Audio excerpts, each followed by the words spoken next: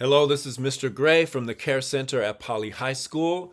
This is the district lesson on school wellness and prevention. Today is mental wellness and suicide prevention.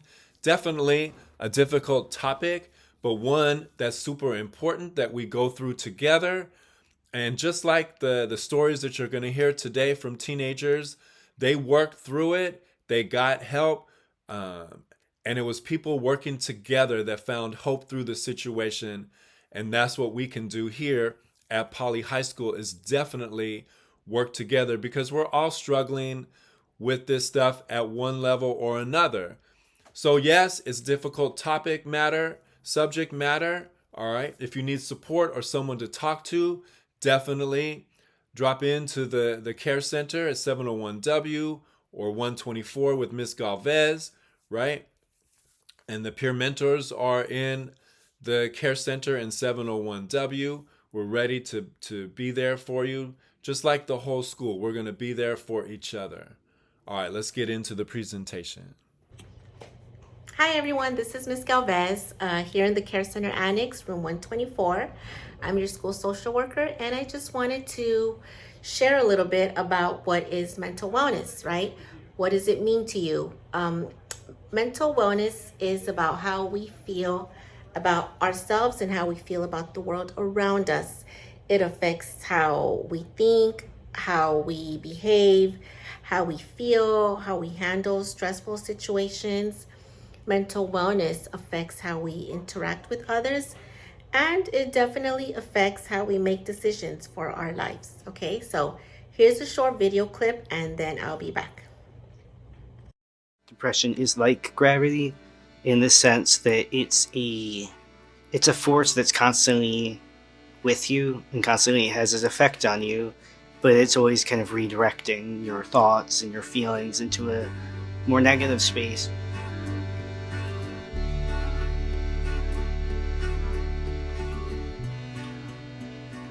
Today we're going to share personal stories about depression from real teens who found hope. Depression is a common mood disorder with specific changes in moods, thoughts, and behaviors. Depression is very isolating. It makes you feel very alone and disconnected from people around you. It also feels really hopeless. Like, I just remember for me, I felt like it was not gonna end and I felt like there wasn't really a way to get out of it. I used to think that when someone was depressed, it was because they were not mentally strong enough, you know? But then I realized that is so wrong. There's always this message for boys Latinos, man, that, oh, tienes que ser el hombre de la casa, tienes que ser el que tiene los pantalones puestos. That goes against being a human, has emotions, has feelings. We all feel. And my message is, allow yourself to feel.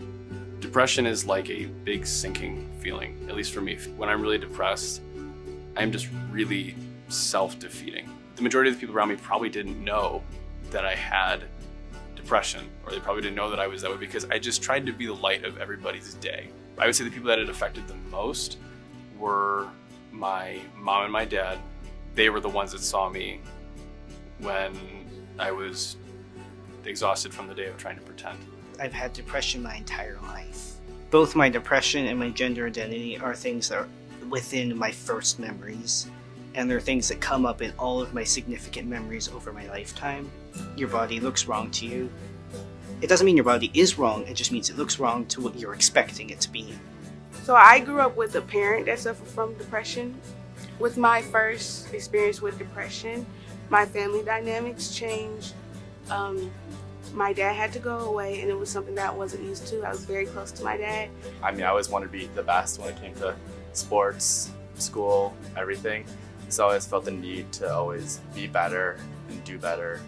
Always be overwhelmed, I guess, because I'd always be trying to do the most, and because of that, I created lots of anxiety for myself. And because of all the anxiety building up, it really led to me being just too overwhelmed and leading towards my depression, I would say.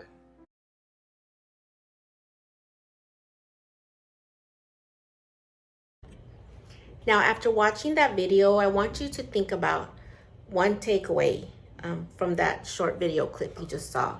Here is one that stands out for me, just really loud.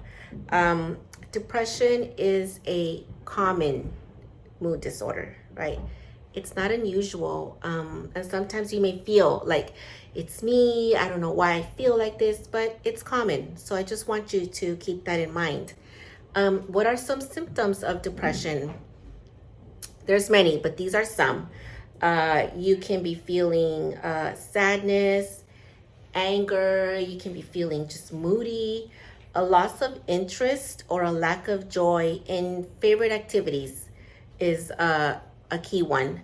A change of appetite, maybe overeating or undereating, a change in your sleep pattern, sleeping too much or sleeping too little, feeling restless, feeling sluggish, just feeling like slower than usual, not feeling like your normal self.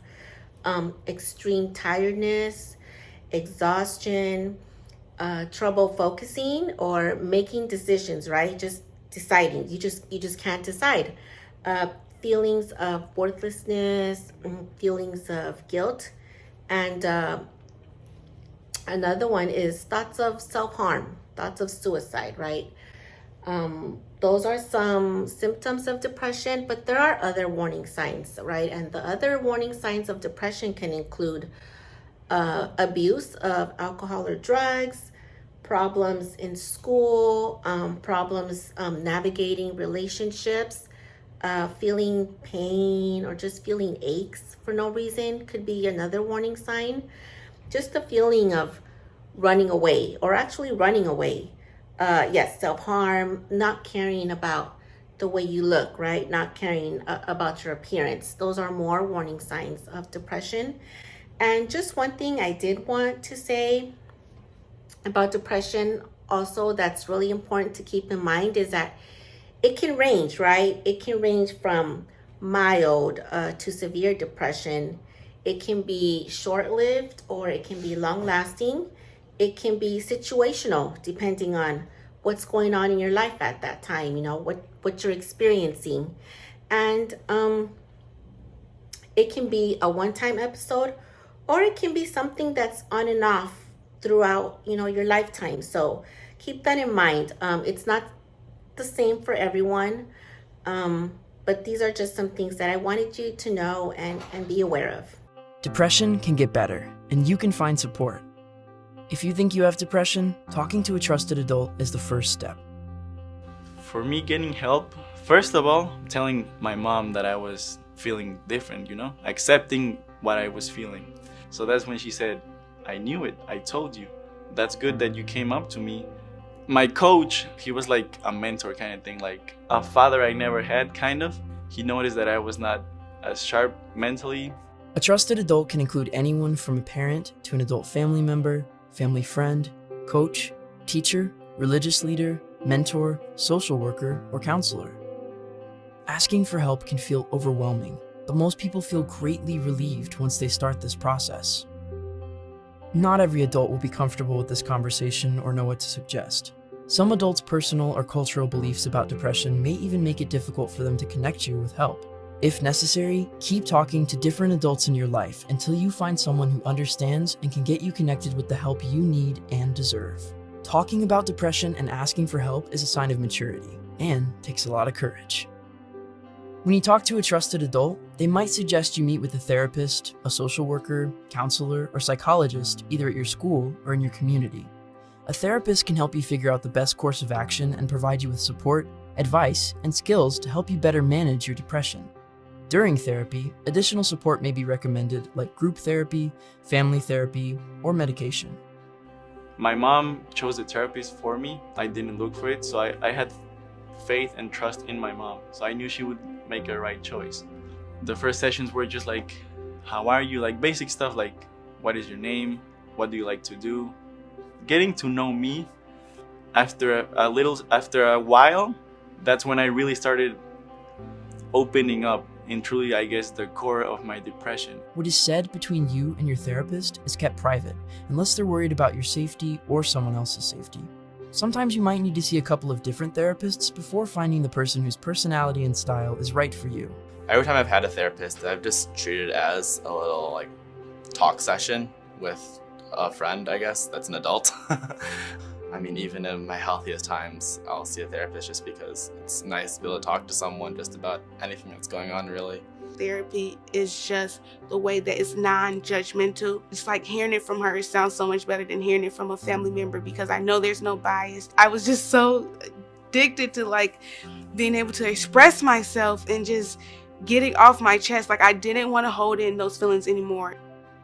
Sometimes talk therapy can be expensive, or it may be hard to find in your area.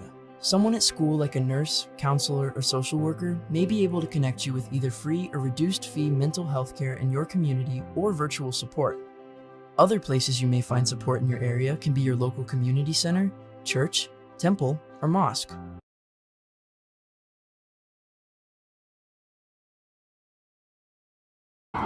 Mental wellness and feelings. Anger, sadness, happiness, even some anxiety. Those are a range of emotions that you might experience in a day. There's a difference between everyday feelings that we have versus overwhelming feelings. Everyday feelings, they come and go. Those are normal reactions to life experiences. If you feel anxiety before a test, if you feel happy because you aced your test, those feelings, they change and they don't last a very long time.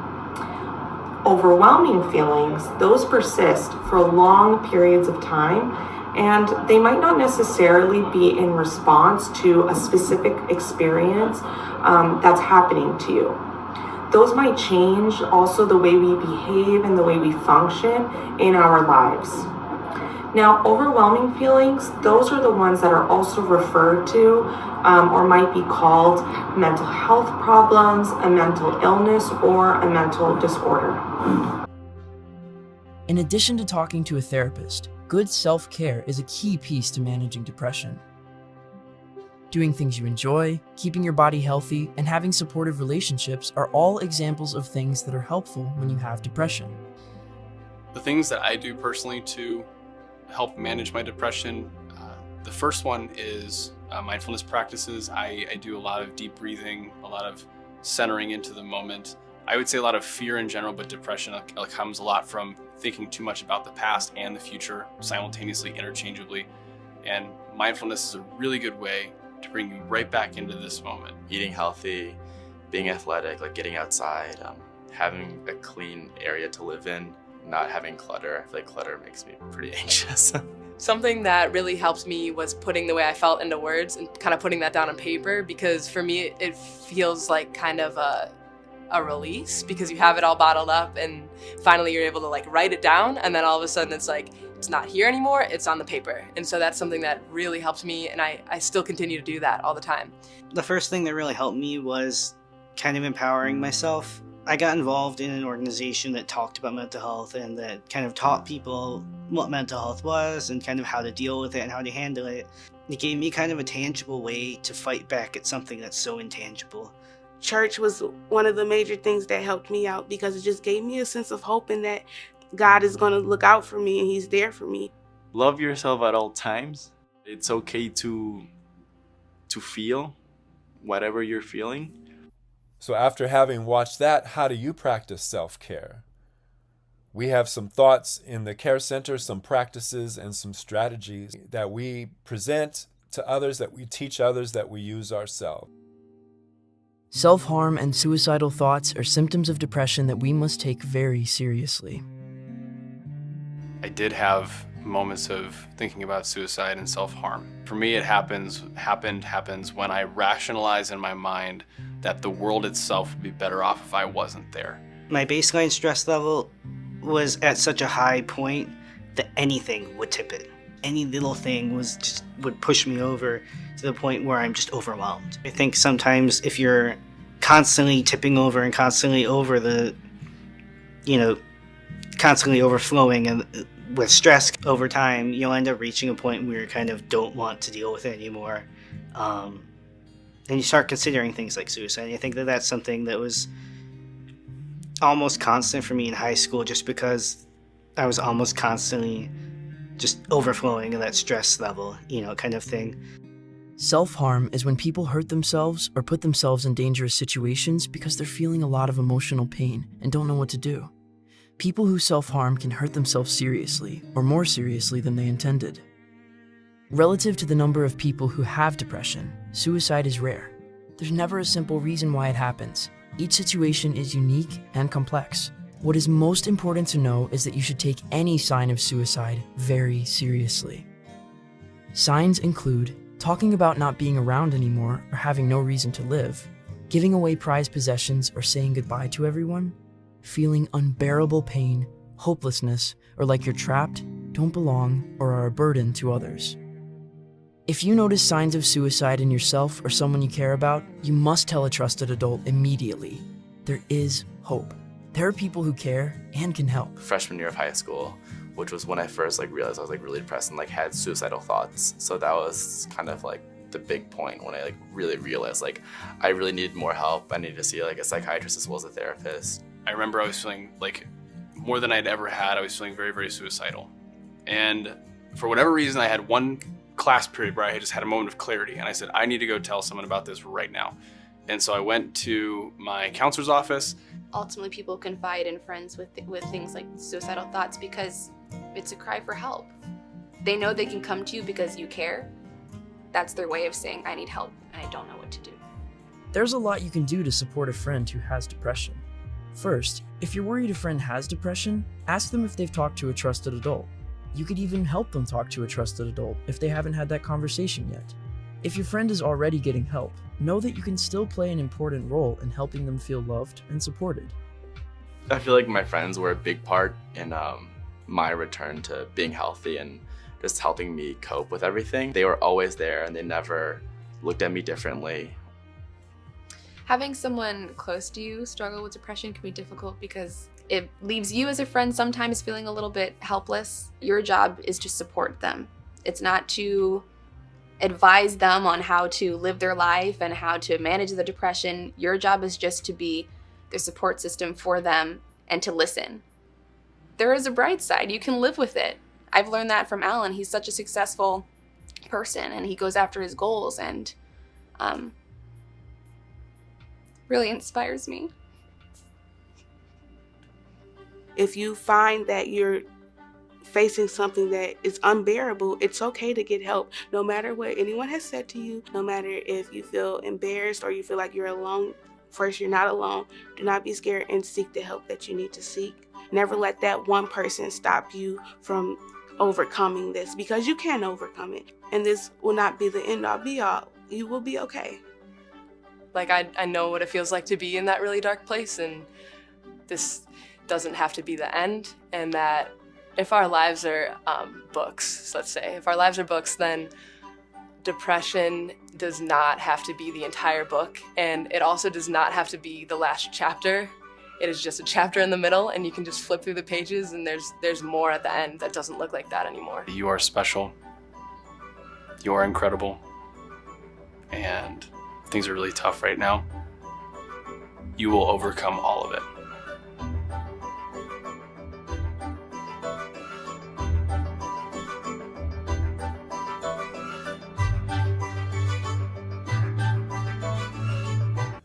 So what can you do to get help for yourself or someone else, like a friend or a fellow classmate or a family member, or it's just someone that you notice going through it?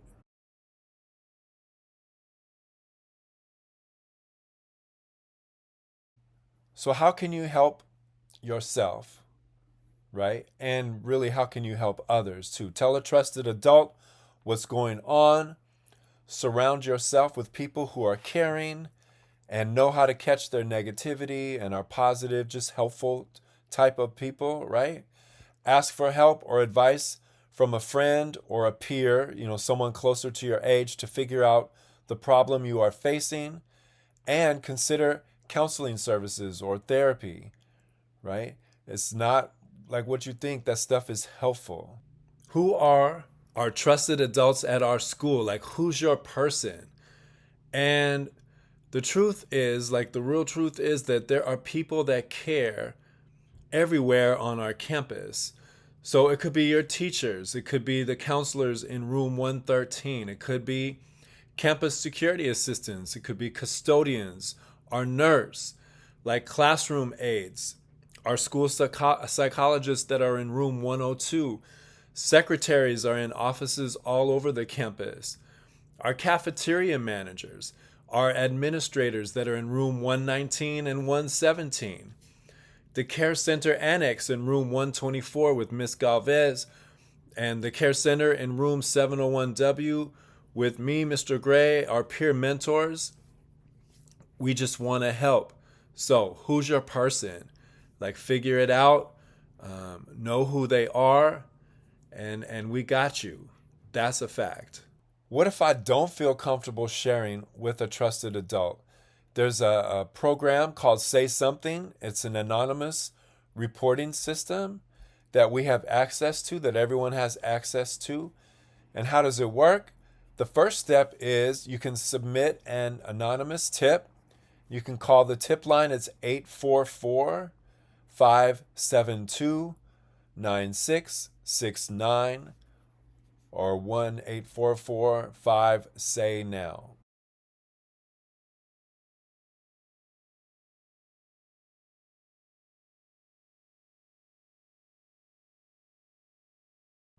There's a website, saysomething.net, and then there's a mobile app that you can get and use that. The second step is that all calls and tips are sent to their 24/7 crisis center that is multilingual, so it doesn't matter what your best language is for you. You can do all that, and they'll take care of you in whatever language is best for you. These are important resources. They're hotlines, they're services, they're lifelines, right? So let's go through them quickly.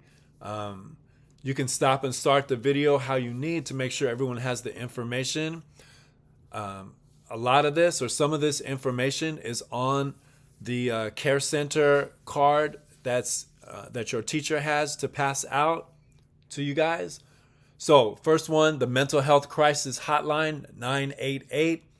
It's confidential. You can call or text, and it will be answered by a mental health provider. Next is 911. If the situation is potentially life-threatening, get immediate emergency assistance by calling 911. It's available 24 hours a day, as is the 988. Next is the National Suicide Prevention Lifeline, 1-800-273-8255 or 800-273-TALK, TALK. You can do an online chat if you want, and it's suicidepreventionlifeline.org. And it all goes to the nearest crisis center in their national network. The fourth item is SAMHSA. It's a treatment referral helpline. This has, they'll help with anything for real, but especially with substance use issues, situations, challenges, super valuable. But once again, they'll help with everything, but especially that kind of stuff. 877-726-4727. And this one is not a 24-hour. It's during the week, Monday through Friday from 8 a.m. to 8 p.m. That's Eastern Standard Time. So it's really 5 a.m. to 5 p.m. our time. And then lastly is the National Institute of Mental Health, super valuable resource center, 866-615-6464.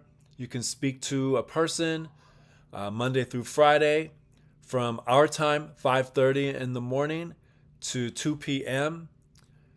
That's our time, Pacific time. Okay? Use these. And once again, they're on the little card. Many of them, not all of them, but many of them are on the little care center card that has Miss Galvez information and my information and the peer mentor information. So as we close on this topic, there are 5 steps that can save a life, and that's what they are over to the right. We can all choose to commit to look at 2 of them at least to take if you ever see someone struggling with their mental health. You can ask, are you thinking about harming or hurting yourself? That's an appropriate question, and people will respond to that. Keep them safe. Move them to a visible place near a trusted adult.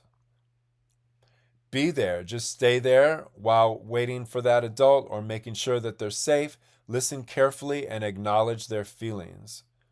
Okay? And then fourth, you can help them connect. Do the 988 number. You can text it or call it. Super important. And then lastly, let's follow up with each other. Let's help each other out. Let's lift each other up and make sure that everyone feels that they have their person, a person, to stay connected with.